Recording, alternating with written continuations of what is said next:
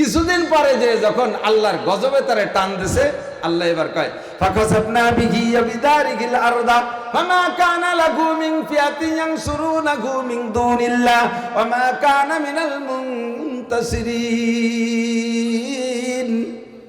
আমি যেদিন টান দিয়ে নিয়ে গেলাম, ফাকাসাবনা বি, খসব বলে মাটির নিচে ডুবে যাওয়া, গরিক বলে পানির নিচে ডুবে যায়। একটা আজীব তামাশা।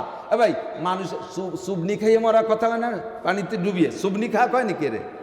পানিতে ডুবে রে সুবনি খাওয়া কয় না? বা কেউ রে গাঢ় ধরে পানির মধ্যে কি রে চুব হয়।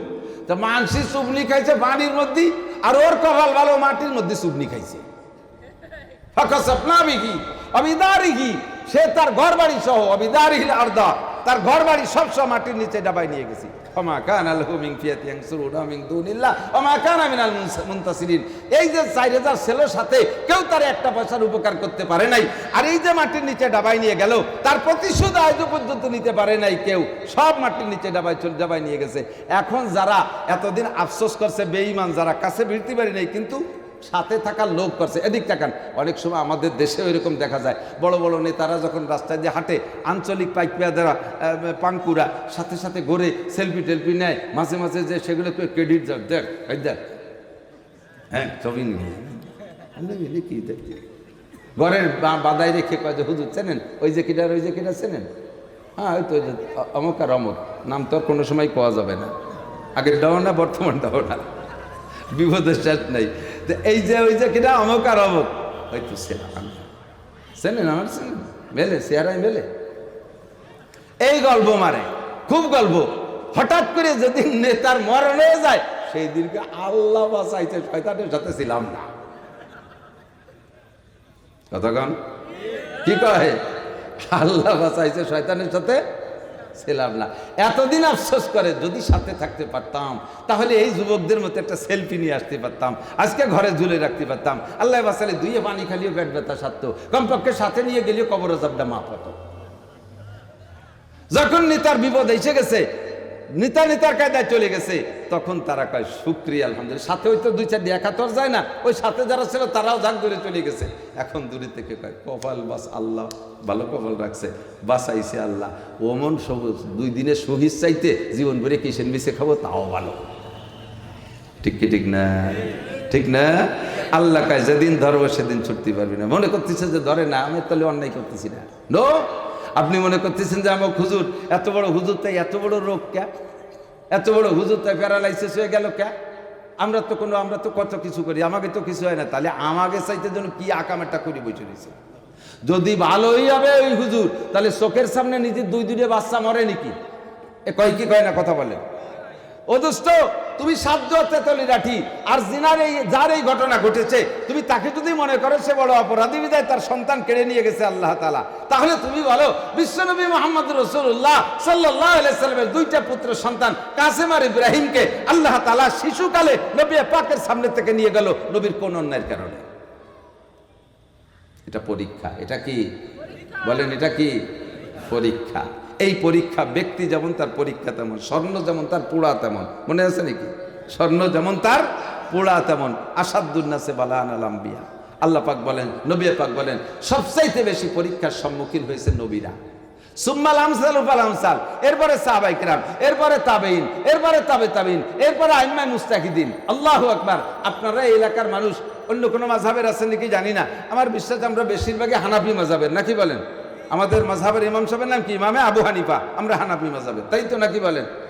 এই ইমাম সাহেব কত বড় দামি ইমামুল আযম, যারা হজে যান নাই বা গিয়েছেন আবার যাবেন, আমি বলে দেই, সাধারণ পাবলিক এগুলো খুঁজে পায় না। মসজিদে নবাবির ভিতরে, মসজিদে নবাবির মধ্যে দেখবেন এক জায়গা ছাতি আছে, ছাদ, সব জায়গাতে ছাদ, এক জায়গায় ছাতি আছে 4টে, এই শাপলা ফুলির মতো এরকম ছাতি, অনেক বড়। একটা ছাতি খুললে প্রায় 2 কাঠা জায়গা ছড়ায়। এরকম 4টে ছাতি আছে, বিশাল মসজিদ তো, ভিতর পর্যন্ত অক্সিজেন পায় না। যদি ওই ছাদ না খোলার ব্যবস্থা না থাকতো, তাহলে ওই দরজা দিয়ে যে অক্সিজেন যায়, তাতে ভিতরে মাঝখানের মুসল্লিরা বাঁচতে পারবে না। এই জন্য অক্সিজেন কালেকশনের জন্য মাঝখানে 4টে ছাতি দিয়ে আছে। আর এক জায়গা আছে গম্বুজ, এই অটো গম্বুজ, এই গম্বুজ সরে যায়, গম্বুজ সরিয়ে অক্সিজেন কালেকশন করে আবার গম্বুজ মিশে যাইছে, অটো সিস্টেম। তো এই এক জায়গা যেখানে 4টে ছাতি আছে, ওই জায়গা ওই ছাতির বরাবর ওয়ালে ছাদে এতটুকু চওড়া করে, বেশ খানিক চওড়া করে ওই জায়গায় দিয়ে বড়দের নাম লেখা, শুরু হয়েছে আল্লাহরে দিয়ে, আল্লাহ জাল্লা শানুহু। 1 2 নম্বরে মোহাম্মদ ইবনে আব্দুল্লাহ, 3 নম্বরে আবু বকর ইবনে আবি কুহাফা, 3 নম্বরে উমার ইবনে আফফান, 4 নম্বরে, 5 নম্বরে উমার ইবনে খাত্তাব, 5 নম্বরে উসমান ইবনে আফফান, 6 নম্বরে আলী ইবনে আবি তালেব। এইভাবে আহলে বাইত লেখার পরে আশারায়ে মুবাশশারা 10 জন জান্নাতি সাহাবার নাম লেখার পরে এরপরে যাদের যেই বড়দের নাম শুরু হয়েছে তার ভিতরে 1 নম্বরে নোমান ইবনে সাবিত আবু হানিফা রাহমাতুল্লাহ আলাইহি, বলেন না সুবহানাল্লাহ। 2 নম্বরে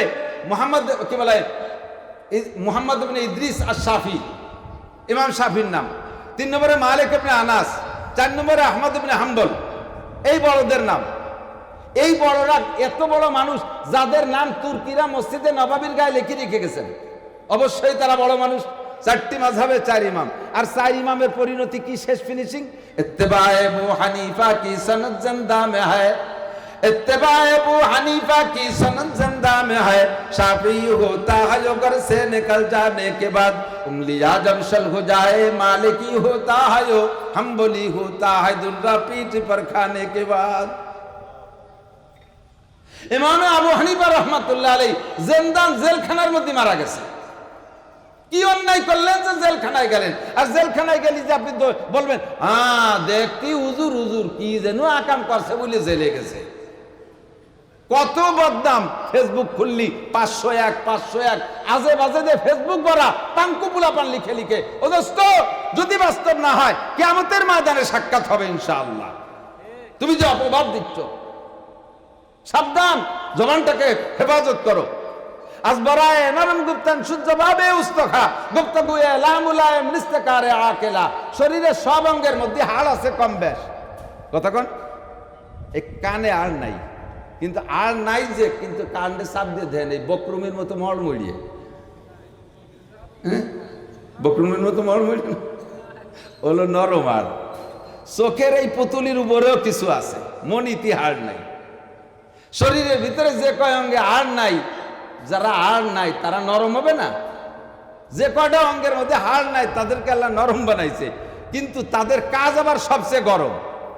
1 নম্বরে চোখের ভিতরে হাড় নাই, চোখের মায়ের বড় মায়ের। 2 নম্বরে জিহ্বে হাড় নাই, তার মায়ের বড় মায়ের। 3 নম্বরে শরমগা লজ্জা স্থানে হাড় নাই, তার মায়ের আরো বড় মায়ের। দেখতি নরম, কাজে বিশ্ব গরম। আমি কইনে নবী পাক বলেন জিরমুহু সগীর ও জুরমুহু কবীর। এই দুটি অঙ্গ, জিহ্বা আর ঠোঁট আর চোখ, এর প্রত্যেকটাই, বডিতে অনেক অনেক অঙ্গ আছে, তার ভিতরে চোখ খুব ছোট না? শরীরে অনেক অনেক অঙ্গ আছে, জিহ্বাটা খুব ছোট না? শরীরে কত বড় বড় অঙ্গ আছে, শরমগাটা খুব ছোট না? এই ছোট অঙ্গগুলো নরম, বডিতে ছোট, কিন্তু এর আকাম সবচেয়ে বড়। মানুষকে সবচাইতে বড় বিপদে ফেলাই দেয় জিহ্বে আর শরমগায়। তো জিহ্বেরে আর দেই নেই ক্যা? কাজ বড়ায় নরম গুপ্তান, নরম নরম কথা কবা, সেই জন্য জিহ্বে আর দেই নেই, ওরে নরম বানাইছে যাতে তুমি নরম কথা কও। আজ বড়ায় নরম গুপ্তান সূর্য ভাবে উস্তখা গুপ্তগুয়ে লামুলায়েম নিস্তেকারে আকেলা। এই জিহ্বে দিয়ে অসামঞ্জস্য কথা, ফাহেসা কথা, বাজে কথা, বকাবকি কথা, তারপরে গীবত শিকায়তের কথা, এগুলো জিহ্বের শান না। জিহ্বের আল্লাহ নরম বানাইছে, মিঠে মিঠে কথা কও, হাসি খুশির কথা বলো, আনন্দের কথা বলো, সত্য কথা বলো না। অথচ জিহ্বে দিয়ে মানুষের কলিজা ছিদ্র করে ফেলাচ্ছি। সাবধান।